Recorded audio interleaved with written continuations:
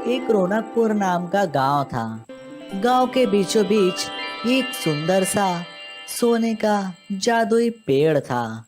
वह पेड़ सोने का था और फल तो हीरे मोती से भरे हुए रहते थे। वह पेड़ पूरे गांव वालों की मदद करता था। गांव में एक गोलू नाम का लड़का था। वह हमेशा जादुई पेड़ के पास रहता और उससे बातें करता। एक बार एक गरीब किसान उस पेड़ से कुछ मांगने आया। हे जादुई पेड़, मुझे खेती में खाद डालने के लिए कुछ पैसे चाहिए। मेरे पास रहे सारे पैसे खत्म हो गए। ये लो किसान जी, और आप अपने खेती के लिए अच्छा सा खाद खरीद लो और जरूरत पड़े तो फिर से आ जाना। बहुत बहुत धन्यवाद जादुई पेड़, बहुत बहुत धन्यवाद। हे सोनेरी पेड़, तुम हर किसी की मदद करते हो, भले कोई भी आपकी मदद न करे। हाँ भोलू, शायद भगवान ने मुझे लोगों की मदद करने के लिए ही बनाया हो। तो क्या हुआ सोनेरी पेड़, मैं तुम्हारा ख्याल जरूर रखूंगा। एक दिन की बात है। एक दुष्ट जादूगर रौनकपुर गांव पहुंच गया। मैंने सुना है इस गांव में कोई जादुई पेड़ है। अगर सही निकला तो मैं उस पेड़ की सारी दिव्य शक्तियां खींच लूंगा और खुद ज्यादा शक्तिशाली बन जाऊंगा।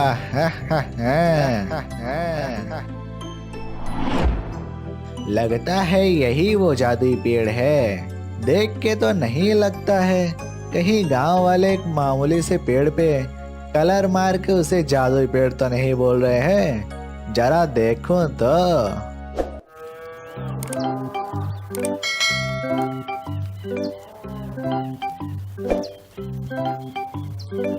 हे जादुई पेड़, मैं बहुत दूर से सफर करके आया हूँ।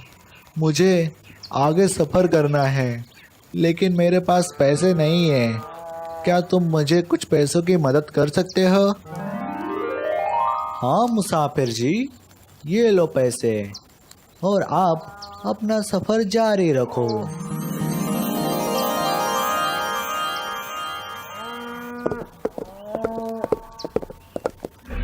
अरे वाह, ये तो सच में कमाल का जादुई पेड़ है। अब तो इसकी सारी दिव्य शक्तियां मैं खींच लूंगा और खुद ज्यादा शक्तिशाली बन जाऊंगा। यही मौका है, चलो जल्दी।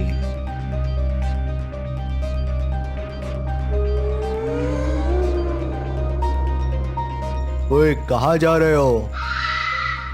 तू मुझे रोकेगा? ये ले।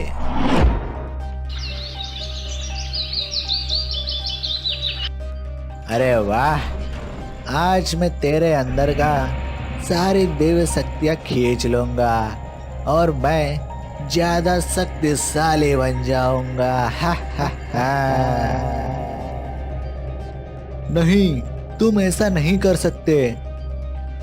अब तुम्हारा समय पूरा हो गया जादुई पेड़, तुमने बहुत सेवा कर ली। जादूगर अपने जादुई शक्ति से पेड़ का दिव्य शक्ति खींच लेता है और वहां से भाग जाता है।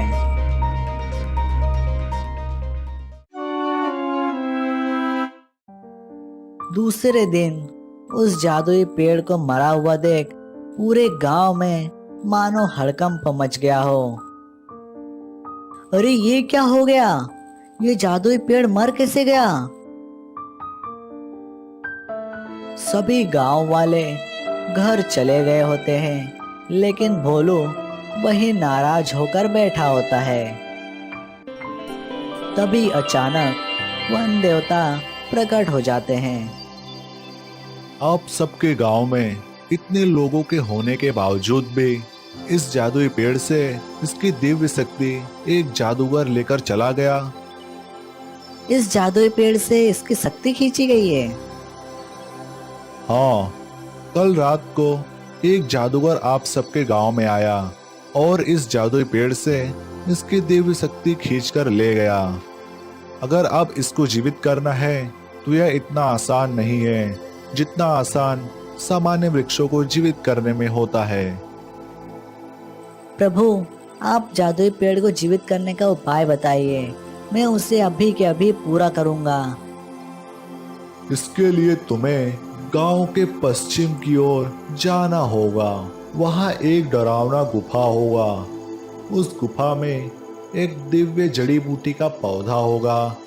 तुम्हें उस पौधे के एक डाल लाना होगा, लेकिन उस गुफा में भूत प्रेत का वास होता है। तुम्हें ध्यान से जाना होगा। उस डाल को ला करके तुम्हें जल के साथ मिलाकर इस जादुई पेड़ पर छिड़कना होगा। उसके बाद यह जादुई पेड़ जीवित हो सकेगा। मैं अभी जाता हूँ। भोलू तुरंत पश्चिम की ओर रवाना हो जाता है।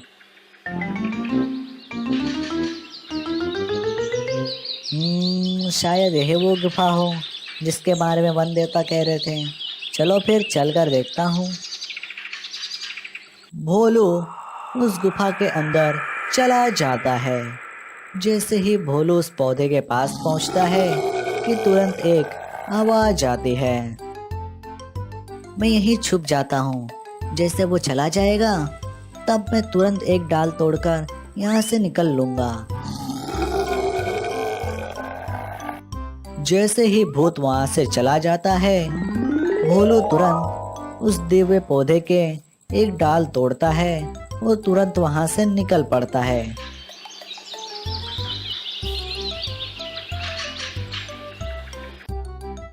बस जादुई पेड़, बस और कुछ समय रुको, मैं तुम्हें तुरंत जीवित करता हूँ।